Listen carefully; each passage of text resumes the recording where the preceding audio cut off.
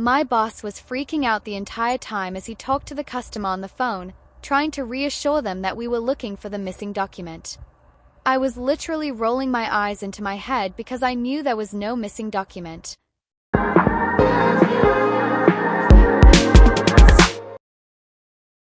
Hello, I'm Winter Style. I'm a self-proclaimed writer. I've written A Wolf in the Palace and my bestseller Inquisitor Come Dumpster. A Slut for You book 1 of the Omega Project is coming out. Feel free to check it out.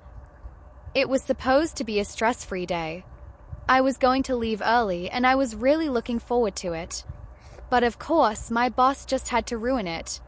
He got a call from a customer saying that a document wasn't showing up in his account. And naturally, I was in charge of this customer, so of course the first person my boss would start pointing fingers at was me.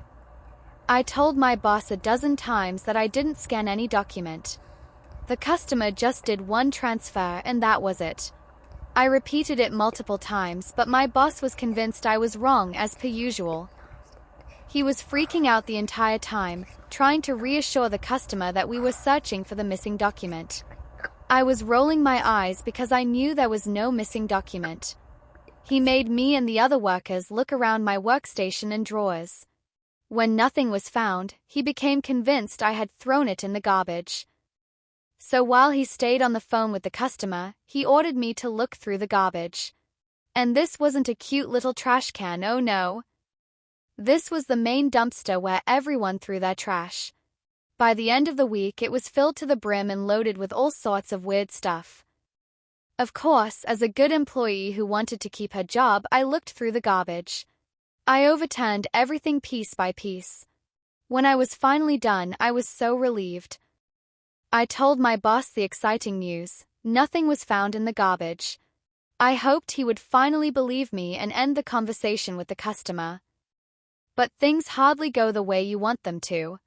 My boss told me to look through the garbage a second time, because why not? The customer is always right, right? Wrong. I was going through the pile of garbage while my coworkers were doing their actual jobs, sighing in relief that they weren't me. The look of pity on their faces really cut into any pride I had left in this job. All I wanted to do was leave to another job in another state if I had to. Then my boss came in while I was shuffling through the junk and broke the good news to me. I could stop digging through the garbage because the customer had found his precious document in their binder. So there I was, knee-deep in junk. My boss just laughed into the phone at his pet about how great it was that her father found his stupid document, while I was left to put the garbage back where it was. Oh, I forgot to tell you about my boss's pet. She's my coworker, and her dad was the problematic customer who lost his document. Yeah, I call her the boss's pet because she is one. A boss's pet is sort of like a teacher's pet, except, in the workplace. And boy oh boy was she the boss's pet. The boss lets her get away with everything. But that's a story I'll be telling in my next video. Until then, here is a summary of A Slut for You book 1 of the Omega Project series. What do you do when you want to have a child with no dating hassle? First, sign up for the Omega Project.